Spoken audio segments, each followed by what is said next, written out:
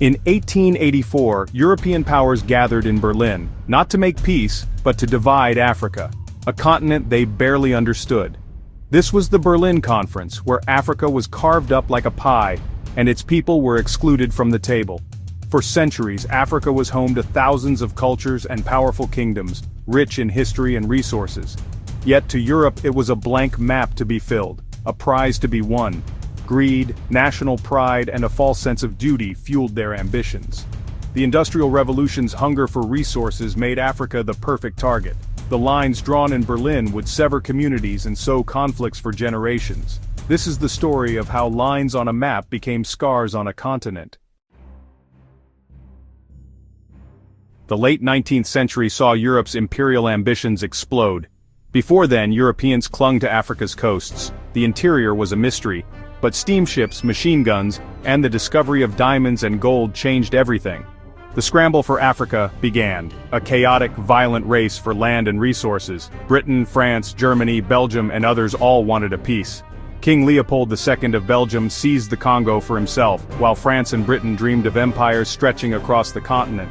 Rival claims and diplomatic tensions threatened to spark a European war. To avoid conflict, German Chancellor Otto von Bismarck called for a conference in Berlin. 14 nations were invited to decide Africa's fate, without a single African at the table.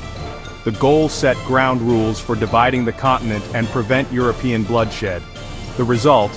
Africa's future would be decided by foreign powers, with no regard for its people. The chaos of the scramble was about to be replaced by the cold logic of the drawing board. In Berlin, the theft of a continent would be codified into law. The rush for territory was about to become official policy. The fate of millions would be sealed by pens, not swords. In winter 1884, delegates from 14 nations gathered in Berlin, hosted by Bismarck. They were diplomats and ministers from Britain, France, Germany, Belgium, Italy, Spain, the US, and more. They spoke of commerce and civilization, but the people whose fate they decided, over 100 million Africans, had no voice. The absence of African representation was deliberate. Africa was seen as a blank slate, its people deemed irrelevant. The conference didn't draw every border, but it set the rules, the principle of effective occupation. To claim land, a European power had to show real presence, treaties, flags, administration. This incentivized a race to plant flags and seize territory, often through coercion or force. Major powers maneuvered for advantage. King Leopold lobbied for the Congo. Maps were redrawn with little knowledge or care for Africa's realities. Straight lines cut through communities and kingdoms, flattening Africa's complexity into a colonial grid. The Berlin General Act was hailed in Europe as a diplomatic triumph. For Africa, it was the blueprint for division and exploitation. The legacy of that gathering would shape the continent for generations. The Berlin General Act set the rules for colonial conquest, cloaked in the language of free trade and philanthropy. The principle of effective occupation demanded real control, sparking a new wave of colonization. Free trade was declared along the Congo and Niger rivers, really a license for European exploitation. Most infamously, the Congo Free State was handed to King Leopold II as his personal property. Leopold promised humanitarianism, but delivered forced labor, terror, and mass death. The demand for rubber turned the Congo into a nightmare. Millions died under his rule. Across Africa, the Act's rules meant military conquest and the dismantling of ancient states. The British and French crushed resistance, imposed taxes, seized land, and forced Africans into labor.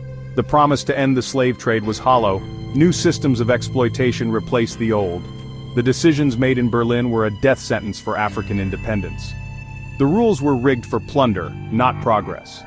The humanitarian rhetoric was a thin veil for violence and greed. The consequences would be written in blood across the continent. Africa's wealth flowed out. Its people paid the price. The Berlin Conference legitimized the theft of a continent. The true cost of Berlin was not just land or resources, but the loss of sovereignty, culture, and life. Arbitrary borders split nations and communities, sowing seeds of future conflict. Peoples like the Somali and Maasai were divided by colonial lines, forced into new identities. The colonial project dismantled African civilizations, destroyed political structures, and imposed foreign rule. Traditional rulers were deposed or reduced to puppets. African economies were reoriented to serve Europe, creating dependency and famine. Mineral wealth was extracted for European profit. Africans saw little benefit. Missionaries and colonial schools sought to erase traditional beliefs and languages. Art and heritage were looted, cultures denigrated as inferior. Generations were taught to see themselves as lesser. The colonial education system created clerks, not leaders. Africa lost its right to determine its own future.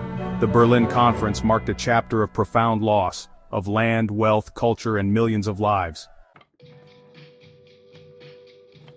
The story of colonialism is not just one of conquest, it's also one of resistance. Africans fought back, defending their land and sovereignty in countless ways. Samurai Toure waged a long war against the French. The Asante, led by Ya Asantewa, rose against the British. The Zulu, Herero, Nama, and many others resisted, often at terrible cost.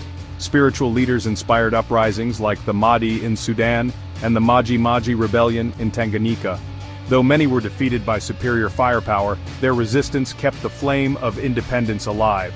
The cost of suppressing these rebellions strained colonial powers and challenged the myth of easy empire. One victory stood out. In 1896, Ethiopia under Menelik II defeated Italy at Adwa. Ethiopia remained independent, a beacon of hope and pride across Africa. These stories of resistance are crucial. They show Africa was never a passive victim.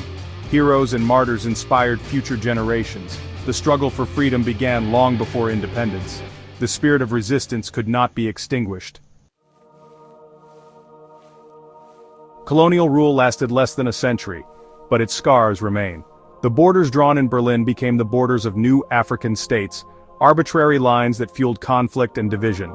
Economically, colonialism left Africa dependent on exporting raw materials, vulnerable to global markets.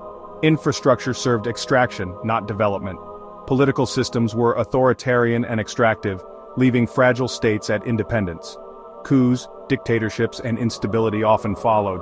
The denigration of African culture created deep challenges for post-colonial identity. The wealth extracted from Africa built Europe's prosperity. The disparity persists. These challenges are not Africa's failure, but the legacy of colonialism.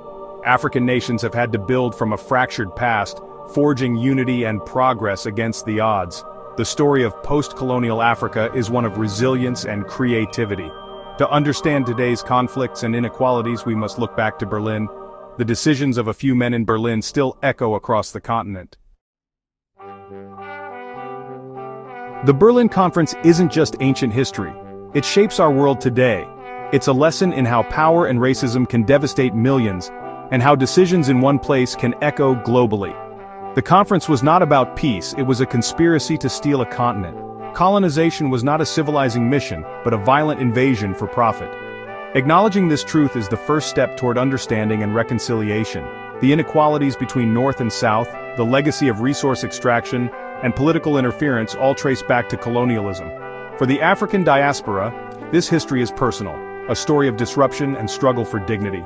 The racist ideologies that justified colonialism still linger, fueling prejudice and injustice. But this is also a story of survival and reclamation. Across Africa, people are reclaiming history, demanding the return of stolen artifacts, revitalizing languages, and building new futures. Decolonization is not just political, it's a reclaiming of identity and agency. Remembering Berlin is about building a more just future. It honors those who resisted and those who are reclaiming what was lost. This history belongs to all of us, and its lessons are urgent. The story of Africa is still being written. Now you know, the Berlin Conference was a theft, not a meeting. Africa was invaded, not discovered. But the story doesn't end there. Across the continent, people are reclaiming their history and power. The lines drawn in 1885 could not extinguish the spirit of a people. Today, Africans are redefining their future, in art, technology, and politics. The struggle continues, fueled by resilience and hope. The final pages of this story are being written now, by a new generation determined to define Africa on their own terms.